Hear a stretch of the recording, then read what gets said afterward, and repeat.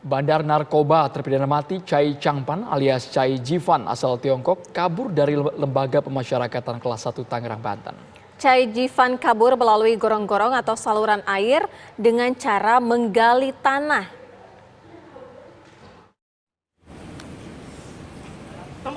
Terpidana mati kasus narkotika warga negara Tiongkok Chai Changpan alias Chai Jivan berhasil melarikan diri dari Lembaga Pemasyarakatan Kelas 1A Tangerang, Banten pada Senin lalu. Namun peristiwa itu baru diketahui pada Jumat pagi kemarin. Bandar narkotika yang divonis mati pada tahun 2016 tersebut berhasil kabur melalui gorong-gorong atau saluran air tepat di bawah menara pantau pada bagian samping lapas. Diduga Chai Changpan kabur seorang diri dengan cara menggali tanah melalui dinding lapas, di mana lubang bekas galian hanya bisa dimasuki satu orang. Itu di situ kan lubangnya. Dengar-dengarnya sama pagi aja. Pagi. Iya ya, waktu saya nongkrong aja dengar begini.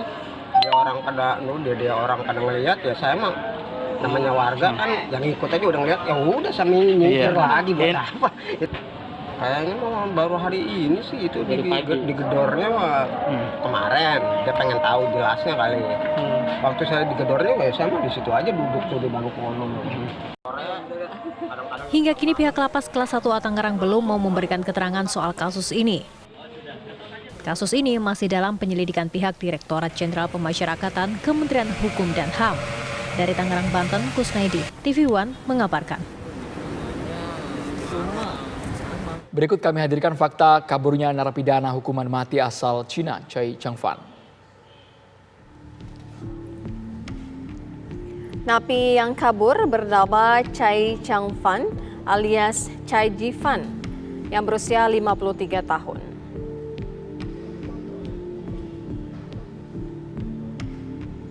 Kabur pada 14 September 2020 pada pukul 2:30 waktu Indonesia bagian Barat atau dini hari ya. Dan baru diketahui kabur pada Jumat 18 September 2020.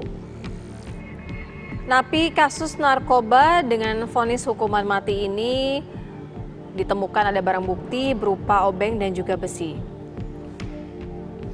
Ia kabur dengan membuat lubang yang terhubung ke gorong-gorong sekitar lapas kelas 1 Tangerang, Banten. Gorong-gorong ini hanya muat untuk satu orang saja.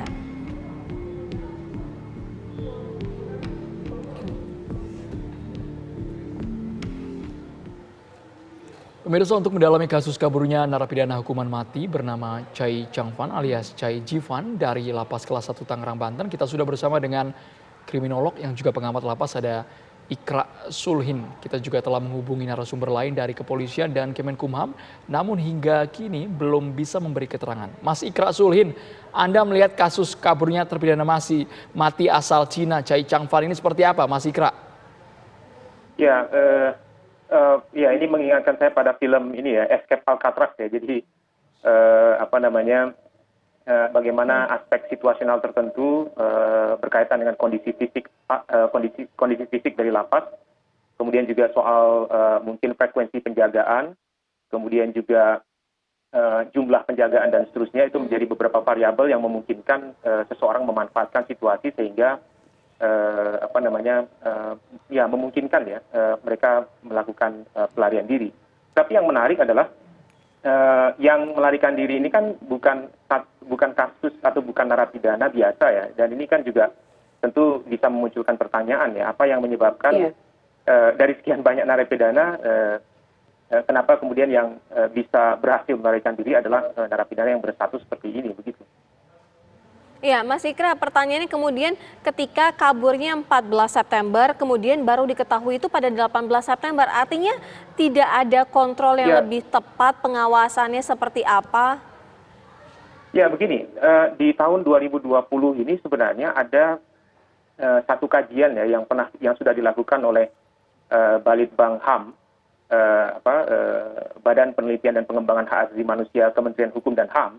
Dan dari penelitian tersebut memang mengidentifikasi bahwa salah satu hal yang cukup lemah atau yang perlu diperbaiki dari lapas kita saat ini adalah deteksi dini.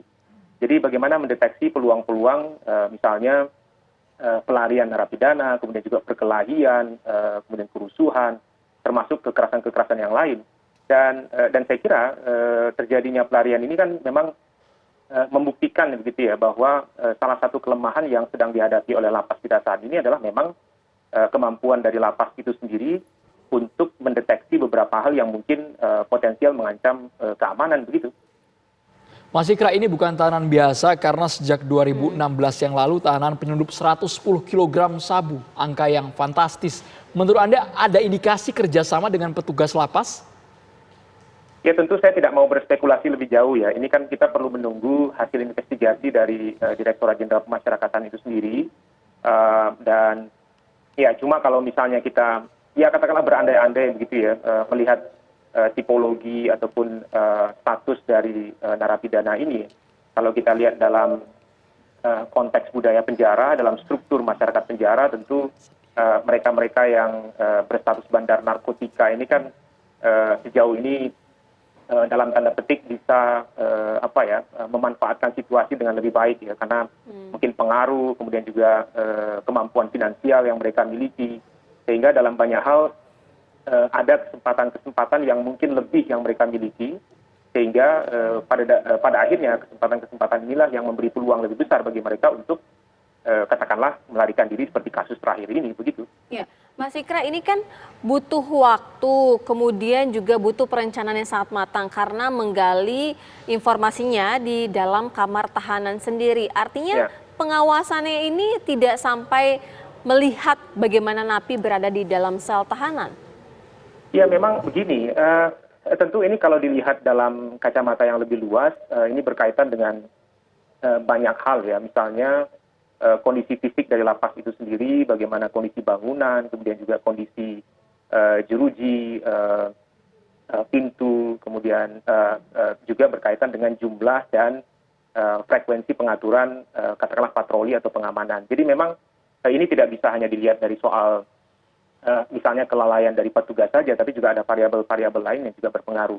Namun kalau dikaitkan dengan status lapas sebagai katakanlah tempat pelaksanaan pidana, maka hal-hal seperti ini tentu sudah bisa diantisipasi terlebih dahulu ya. Artinya kemampuan lapas untuk mendeteksi faktor-faktor situasional tertentu yang bisa dimanfaatkan oleh narapidana untuk melakukan kekerasan atau untuk melakukan sejumlah pelanggaran bahkan sampai melarikan diri, ini kan sesuatu yang semestinya sudah mampu diminimalisir begitu. Misalnya sebagai contoh, kalau memang diketahui ada spot-spot tertentu yang dari sisi kondisi fisik itu dianggap sudah mulai lemah, sudah tidak lagi dianggap layak untuk menahan, katakanlah mudah dibongkar, kemudian juga kondisinya juga sudah rapuh dan seterusnya, tentu ini sudah sedari awal dijadikan bahan untuk catatan perbaikan gitu. Nah, belum juga mungkin juga bisa ditambah dengan adanya manajemen dalam konteks pengamanan. Bisa jadi ada pola patroli tertentu yang sudah dipelajari gitu. Karena kalau kita bicara dalam konteks kejahatan secara umum ya, pelaku kejahatan ini kan seseorang yang sebenarnya nggak bodoh-bodoh amat gitu ya. Mereka juga punya kemampuan di dalam melakukan analisa, kapan harus melakukan perbuatan, kapan harus melakukan tindakan-tindakan tertentu. Misalnya dalam konteks ini mereka mungkin bisa mengetahui frekuensi patroli dari petugas, kemudian juga mereka mengetahui spot-spot mana yang mungkin selama ini tidak terlalu mendapatkan pengawasan, sehingga inilah yang pada akhirnya dimanfaatkan oleh narapidana melarikan diri begitu. Tapi kalau menurut saya, karena ya saya tentu tidak mau berspekulasi lebih jauh ya, kita tunggu investigasi dari petugas. Tapi Mas Ikra, bukan masalah berspekulasi, tapi kalau lihat track record dari Chai Chang-fan ini, bahkan ketika 2017 menjadi tahanan Mabes Polri pun, ia juga sudah berusaha kabur dengan cara melubangi tembok mandi. Artinya ini bukan tahanan biasa yang memang sudah memiliki niat untuk kabur dari lapas. Harusnya extraordinary security, bukan Mas? Ya harusnya kan ini sudah diidentifikasi ya. Jadi salah satu hal yang perlu dilakukan terlebih dahulu dalam konteks tahanan maupun narapidana adalah melakukan penilaian terhadap resiko seorang narapidana dilihat dari sisi keamanan.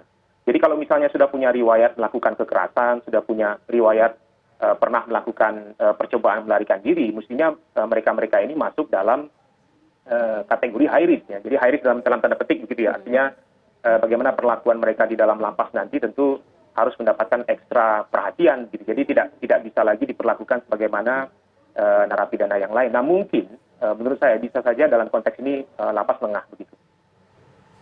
Iya, lalu sebenarnya kalau tadi Mas Ikra mengatakan akan ada spekulasi atau paling tidak pemikiran bahwa ini ada variabel lainnya selain memang dari dirinya sendiri yang mencoba untuk kabur. Keterlibatan dari petugas itu seberapa besar? Ya begini, untuk bisa meloloskan diri dari katakanlah lapas kelas 1 Tangerang tentu masuk dalam kategori yang tidak biasa ya, namanya juga kelas 1, mungkin maksimum begitu, sehingga bisa diasumsikan dari sisi keamanan jauh lebih ketat daripada, ya saya kira semua lapas pasti ketat ya, tapi pasti dalam status dia sebagai lapas kelas 1 akan ekstra perhatian gitu. Jadi kalau misalnya ya katakanlah berspekulasi begitu, maka saya kira akan sulit ya apabila ini adalah one man show ya, artinya hanya orang ini sendiri yang merencanakan kemudian berupaya untuk menggali atau merusak bagian-bagian tertentu dari bangunan lapas sehingga memungkinkan orang ini melarikan diri gitu. Jadi ini kan satu pekerjaan yang tidak mudah ya. Makanya tadi di awal saya katakan meskipun ini sebuah film gitu ya, tapi saya ingat betul dengan escape Alcatraz gitu ya, bahwa dan itu berdasarkan kisah nyata begitu, dan proses pelariannya itu memang tidak melibatkan petugas tapi dibantu oleh sesama narapidana begitu.